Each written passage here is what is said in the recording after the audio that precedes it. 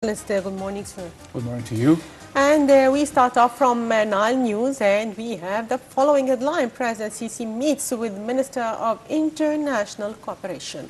President Fattah al-Sisi held a meeting on Monday with Minister of International Cooperation, Dr. Sahar Nasr. During the meeting, the President reviewed efforts exerted by the Ministry of International Cooperation to provide necessary funding to support the economic reform process, especially regarding the expansion in social security programs to support low-income people. The Minister of International Cooperation presented the Ministry's plan for 2017 in this regard that focuses on granting finance for new developmental projects in various sectors that affect the lives of the Egyptian citizens and aim at improving the level of services provided to the citizens. So, sir, how do you evaluate the Ministry of Cooperation efforts to provide the necessary funding to support economic reform process? Well, I believe the choice of Dr. Sahar Nasr was an excellent choice made by the President Fattah al-Sisi and those who are in charge. I believe she's taken a great steps ahead, proving that there are symbols of patriotic and well-experienced people in charge who can take the lead with our economy, heading to improving the levels of our economy domestically. I believe also that there are too many processes on the way to be taken. We have too many, on the other hand, we have too many obstacles on the way, but we just march on without paying any attention to those who can just give us any negative symbols. And still with the Nile News, and we read the following headline. President Sisi meets with the Minister of Public Business Sector. President Fattah al-Sisi met on Monday with Minister of Public Business Sector, Dr. Ashraf al-Sharqawi. During the meeting, Dr. Ashraf presented a report on the development of the implementation of the Ministry's plan to reform public sector companies. He pointed out that the financial statements adopted by the company's General Assemblies showed an improvement in the performance of the sector's companies. He pointed out that total revenue of these companies totaled £60.8 billion in the last fiscal year, an increase of 9.6% compared to £55.4 billion the previous fiscal year. For his part, President Sisi stressed on the importance of continuing to implement the plan to reform and develop public sector companies to contribute in the national economy. So, sir, let's focus on the statement of President Fattah al-Sisi, which is reforming and developing the public sector companies to contribute in the national economy. How can we achieve this? After the achievements Yes. have been accomplished by the military cooperation, along with greater projects along the road, along those past 2 years and a half, we need from the private sector to take its role too at the same course. We must rise the levels of and the attitude, the background of our own private sector to go along with the official sector.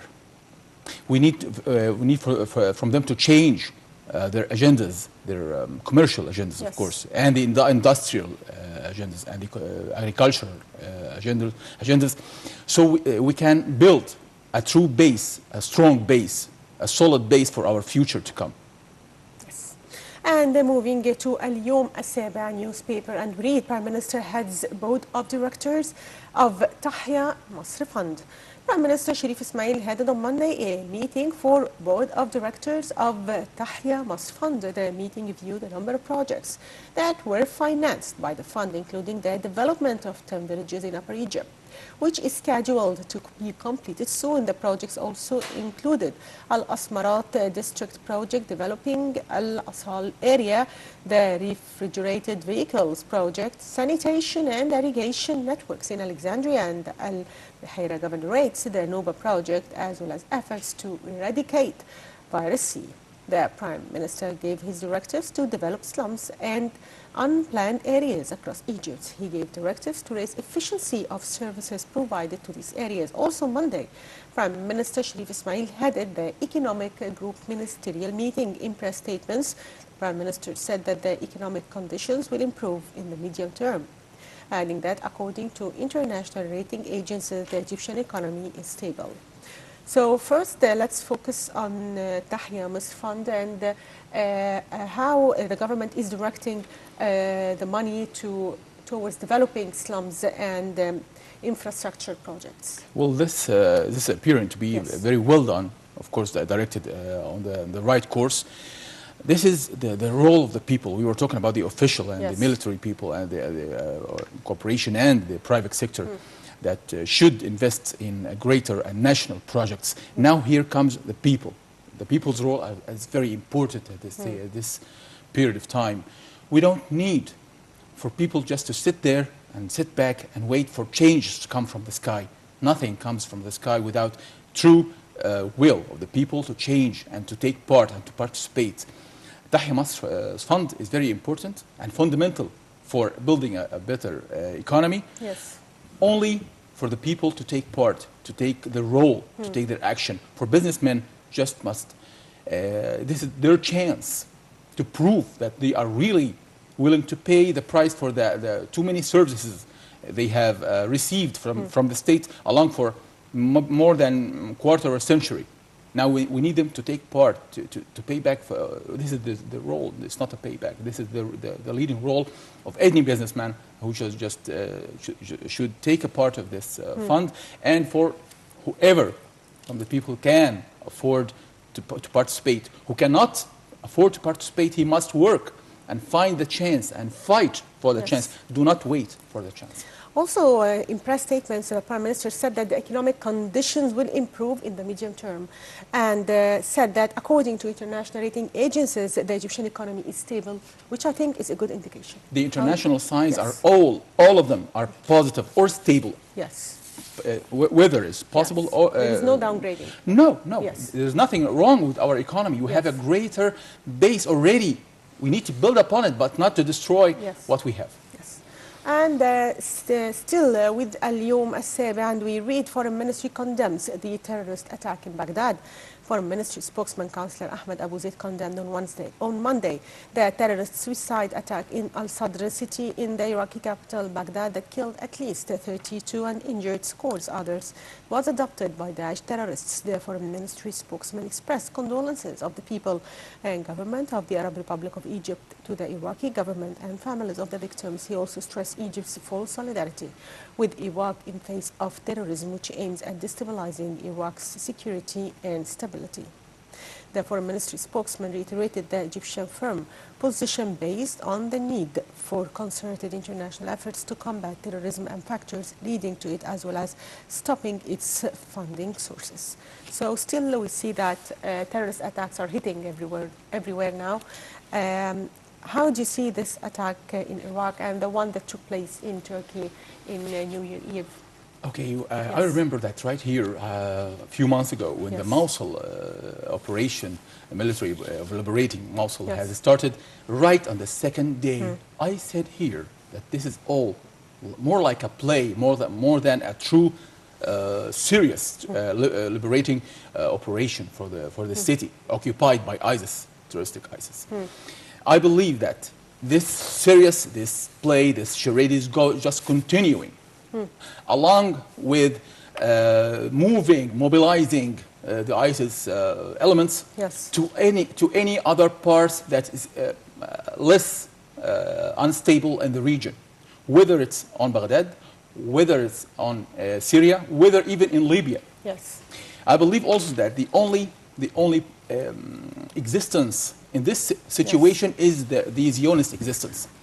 That is using all its powers to threaten the stability of this region, using its seventh generation war seventh generation of weapons, like HARP, like you name it, against too many countries. We have witnessed some resources that we have witnessed that such assaults against other countries in the region.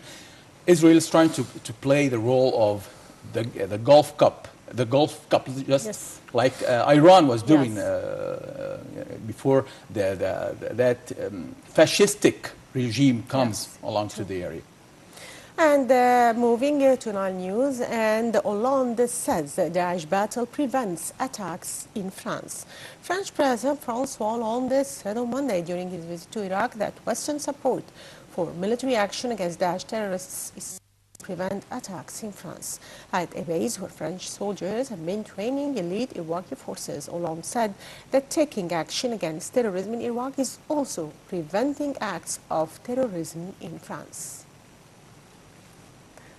Now, dear viewers, we have a report on President François Hollande's visit to Iraq. So stay tuned. François Hollande said on Monday in Iraq that Western support for military action against Daesh is key to preventing attacks at home, where yet another bombing killed dozens. Hollande was speaking at a base where French soldiers have been training elite Iraqi forces. France, one of the most active members of the U.S.-led coalition fighting Daesh extremist group, is particularly concerned over the return of a large contingent of French extremists from Syria and Iraq. Hollande, the only major Western head of state to have visited Baghdad since the coalition was set up in 2014, stressed that supporting Iraq was one of the surest ways of securing Europe. Of European countries targeted by terror attacks claimed or inspired by Daesh, France has been the worst hit. But attacks have also been carried out in Belgium and Germany.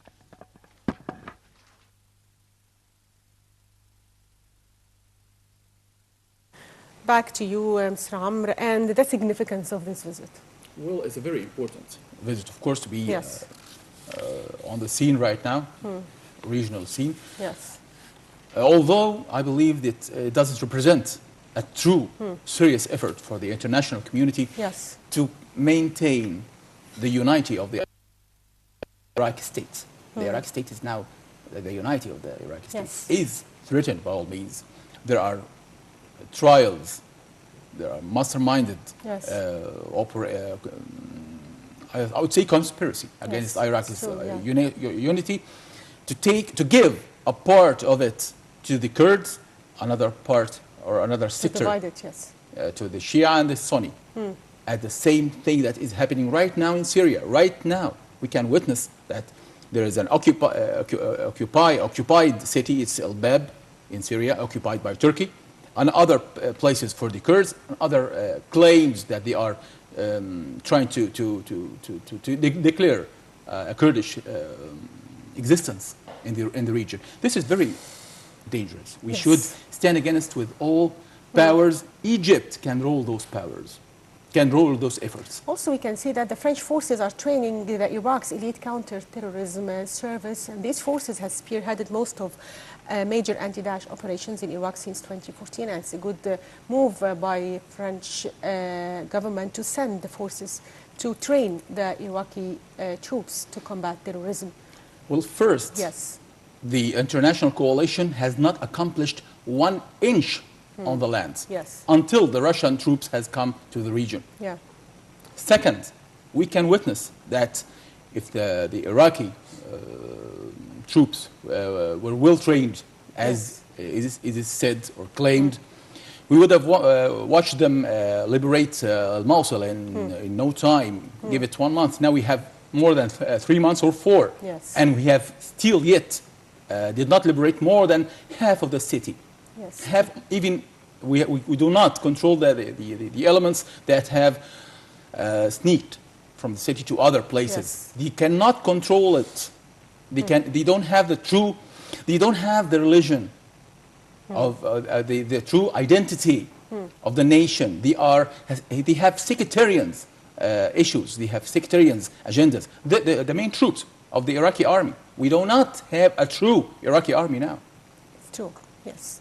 And moving to Al-Yom al-Sabah newspaper, and we read Russian diplomats expelled from United States arrive in Moscow. Russian state television reported that a plane carrying 35 Russian diplomats expelled from the United States over Russia's alleged meddling in the U.S. presidential elections arrived in Moscow on Monday. The state television said that a Russian plane carrying the diplomats and their families landed at Moscow's airport after having taken off from Washington on Sunday. The state television showed the diplomats and their families gathering their luggage on the tarmac in the rain before heading inside the terminal. Earlier, U.S. intelligence said that the Kremlin ordered a hack and release of Democratic Party and Hillary Clinton campaign staff emails in a bid to put Donald Trump in the White House. Moscow has repeatedly dismissed the allegations. So, in your opinion, what are the repercussions of this decision to expel the Russian diplomats, and to what extent this will affect U.S.-Russian relations? That explains Yes. what is the administration of Obama is doing right now. It's trying to leave it as a burned land for the new administration of Mr. Donald Trump. It's true. It's trying to demolish and destroy the relations between the U.S. and Russia, and also trying to pour more fire on the oil in the region by sending weapons to the terroristic groups like Muslim Brotherhood in Syria and what they call it a moderate opposition. Yes. We don't have in Syria a moderate opposition. We have a military groups. We have organizations that are trying to fight the stability of the state. That's why we are supporting the Arab Syrian army.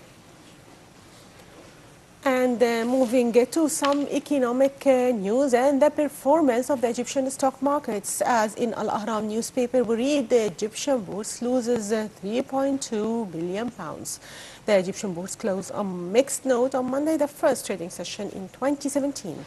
The benchmark index EGX 30 was down 0.44% to close at 12,290.61 points. The small and medium shares index EGX 70 added 0.3% to close at 464.81 points, while the equal weight index EGX 50 went up 0.54% to close at 1,935.1 points. The broader index EGX 100 added 0.31% to close at 1,099.36 points.